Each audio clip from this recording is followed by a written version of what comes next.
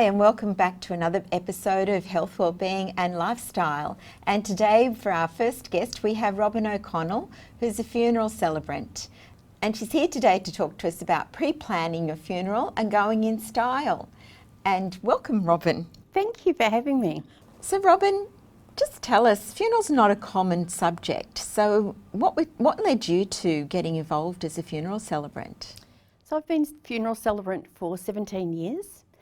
And I came to it from the death of my daughter 40 years ago and went through grief counselling, learning to be a grief counsellor, and then eventually I became a funeral celebrant. So I walk with people on their journey in their darkest hour sometimes, and sometimes it's not all that sad either. If somebody's been suffering, it makes a big difference to families to know that they're now at peace.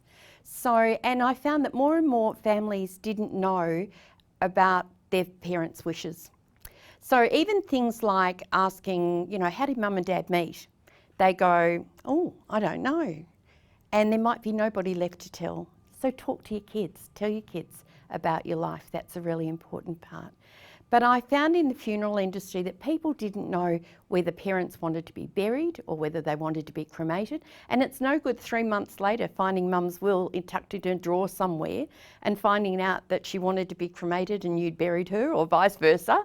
So, we need to talk. And that's one of the big problems that we find, that people don't want to talk about death. They talk about birth and say, hey, did you hear? And they talk about death, did you hear? Everything becomes hushed tones. It should be as natural as birth. Very true, very relevant. I found when my daughter died 40 years ago that people didn't know what to do with me. They would cross the street rather than talk to me. And a lot of the time you become the supporting person. So you will tell somebody that your daughter died, they will get upset, and you find yourself comforting them. And you're kind of like going, this isn't right. They should be comforting me. But because you're the person that's giving the bad news, you feel that you've got to comfort them. So it's been a really interesting process. And finding out about funerals when I got into the industry was fascinating, because we don't talk about planning your funeral. We talk about planning a wedding. We talk about planning all sorts of things, the arrival of a child, but we don't talk about planning our death. And that's scary for some people. But it's really important to know that it's a really important topic to talk about.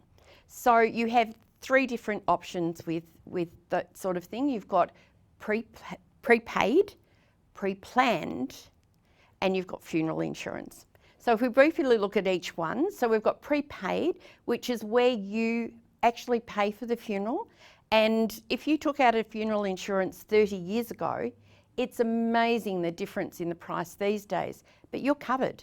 Even if you're using something that didn't exist then, like a Celebrant, if there was a minister's fee involved, that covers it. So you can save a lot of money by doing that.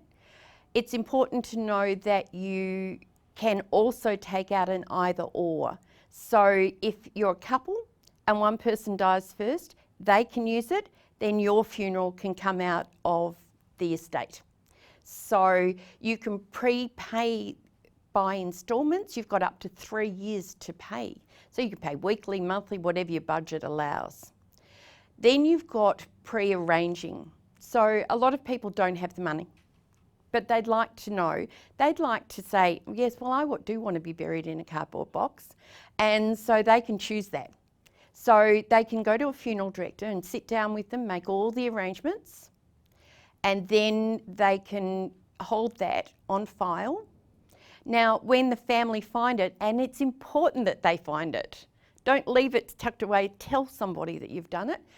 They'll find it and they'll know what your wishes are, but you're not locked into that. So if mum wants a cardboard coffin and you want to buy a lovely one with white roses on it and all the rest of it, you can do that. You just pay the difference.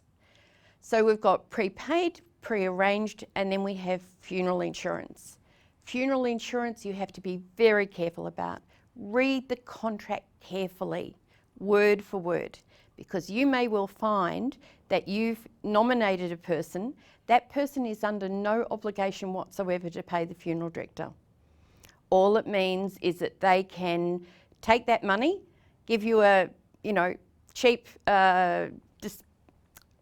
direct cremation and not do any of the things that you want and take off and have a nice holiday in Bali or something like that.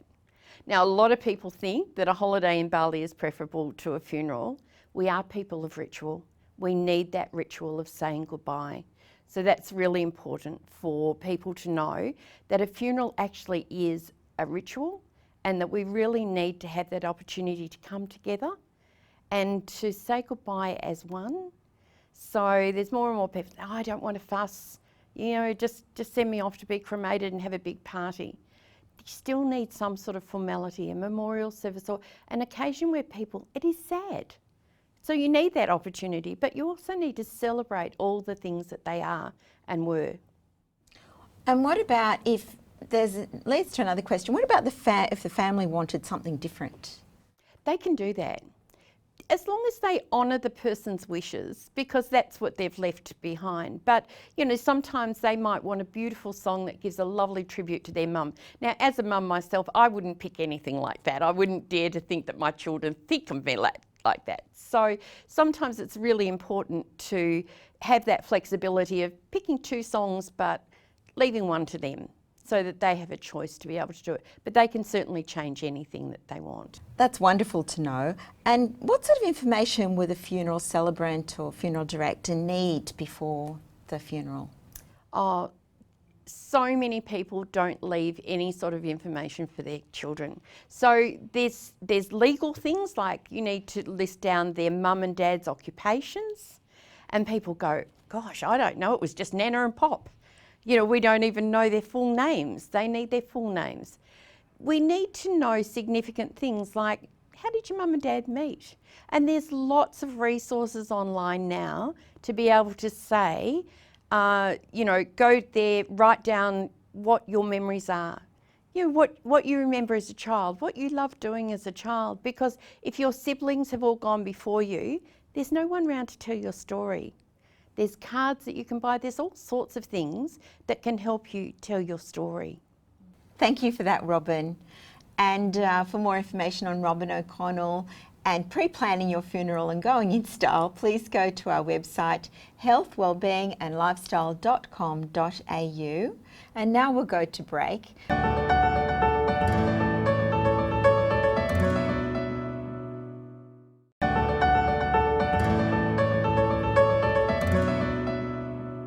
Welcome back, and now we have Dr. Zara Chelek, our integrative health and wellbeing expert, and today she's back talking to us about overcoming depression. So Dr. Zara, we know that depression's a big thing with many of our viewers, I'm sure, experience it or know someone with it. Can you tell us a bit more about how to overcome it? Yeah, so depression is comparison of our reality, our current situation, life or event that took place in our life.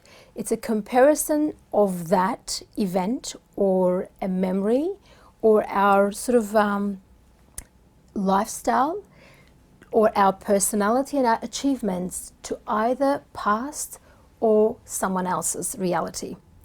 So that whole comparison will create internal conflict, an internal conflict of energy inside the individual.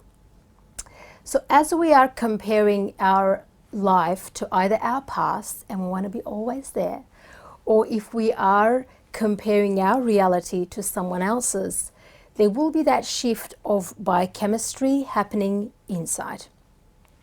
Normally when we talk about depression, us practitioners will go with the symptoms and then we do the diagnosis.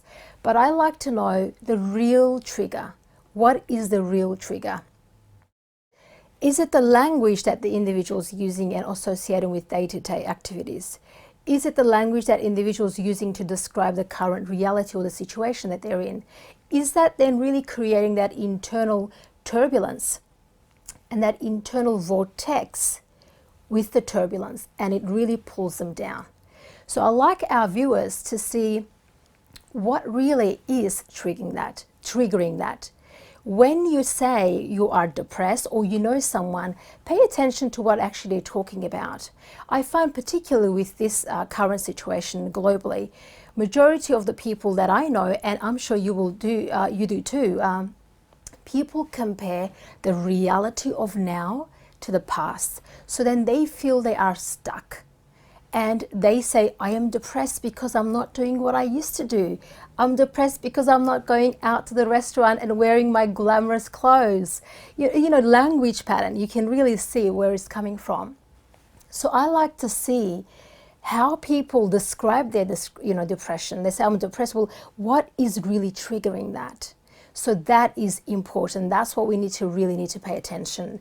And as an individual ourselves, but also to those people they're saying, I am depressed, pay attention to what the trigger is. That is crucial. Then of course, when we say I'm depressed, the physiology shifts, right? The body shifts, the psychology shifts, the physiology is telling you something isn't quite right because you're creating that through the language pattern, and you're automatically taking yourself to that state, to depressed state, and you want to be there. It's comfortable because you're getting some nice attention. And again, so find the trigger and use the language, then shift yourself out of that. You can do it. So anyone can really do that. Yes, the professionals, we do come in. I'm a mindset coach as well.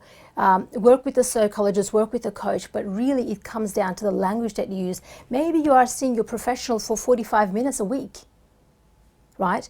But you are with yourself for the rest of the time. Then how do you talk to yourself? How do you shift yourself out of that state of being?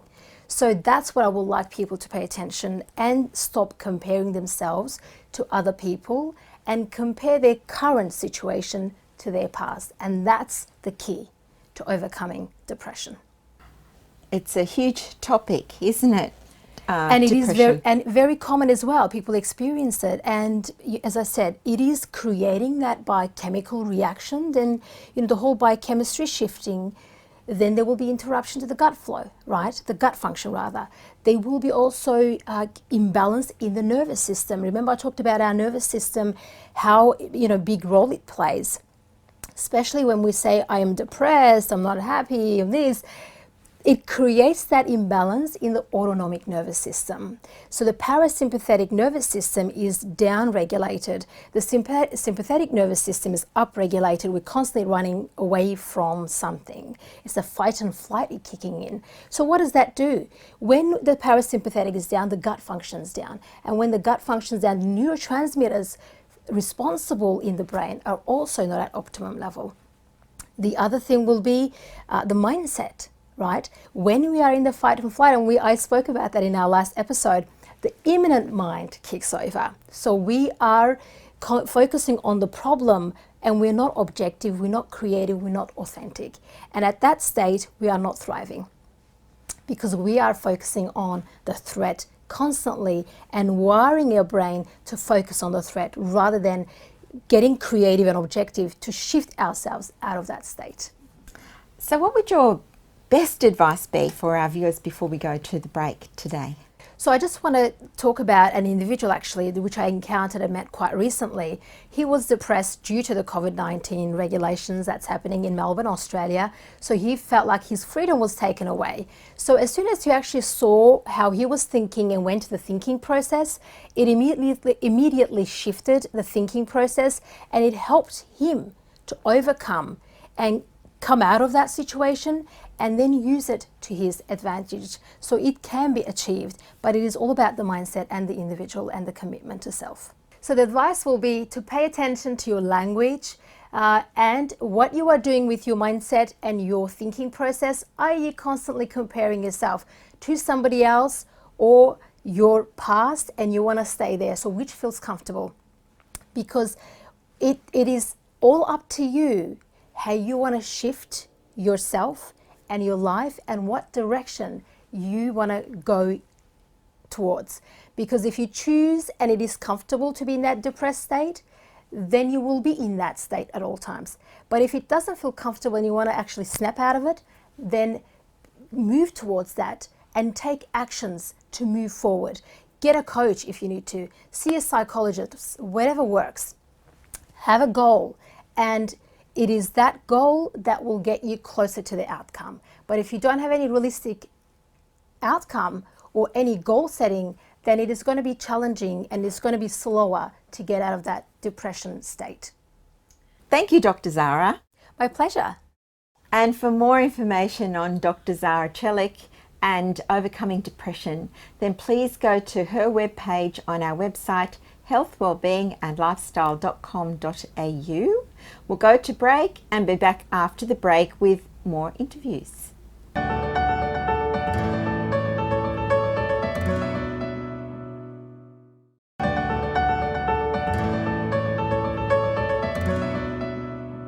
Welcome back, and we have back with us today Tracy Jardim, and she's a raw food advocate, and she's here today to talk to us about weight loss. So, weight loss, Tracy.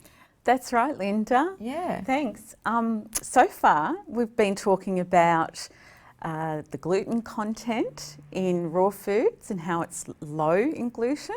We've also been talking about refined sugars, gut health or digestive health. We've also spoken about how raw food is good for our mind as well as our bodies. And today we're going to talk about weight loss. Okay, so raw food is really low in calories. So that means we can stack our plate with as much raw food as we like, and it's going to fill us up really well. And the other types of food that we might have, like meats and potatoes that are cooked, they contain a lot more calories. So it's important to have more raw food that are low in calories, and that's going to help us lose weight. How does that work with the calories, that when they're cooked they have more calories than when they're raw? Well, no, some foods have more calories naturally than raw foods. And well, some people say that when raw foods are cooked, it actually takes away some of the nutrients and enzymes that are contained in the raw food. So we want to keep our food with as many nutrients as we can, because those nutrients are going to impact on our metabolism. We want our metabolism to be working really well so that it helps us to lose weight. Oh, that's fantastic, fantastic. So what advice could you give for our viewers out there about improving their diet for for weight loss, to help with weight loss? Well, I would say to our viewers, my top tip would be to have 80% of your plate containing raw foods. Is that generally speaking? So would you say, like, over a week or over in the general course of things, that it'd be just a balance of 80-20? Would that be the way that it would go? Absolutely, Linda. Yeah, that's right. Yeah, just everything in moderation is what they say. So if I'm not saying just eat raw food and that raw food is all we should eat, it's important to include it in our diet. For some people, it might be, just a salad on the side of their meal. You might have your steak and you have 3 veg, but also include a salad, and it's really easy. A typical day might look like a smoothie for breakfast, and that's what I do every day. Have a smoothie and I'll throw in some berries and some nuts, some seeds and some good oils like avocado. And then for a snack, I might have a homemade almond meal muffin with berries in it. For lunchtime, might get a piece of lettuce, a lettuce leaf, and fill it with some tuna and some tomato, that sort of thing, and roll it up and then munch on down. And for afternoon tea, might have a handful of nuts. And for dinner, I could have a salad with our meat and veggies. Oh, great. Oh, well, I'm sure that gives our viewers certainly some guidelines to go along. And for more information on raw food and your weight loss journey, go to our website, healthwellbeingandlifestyle.com.au, And for now, we'll say goodbye and we'll see you back next week.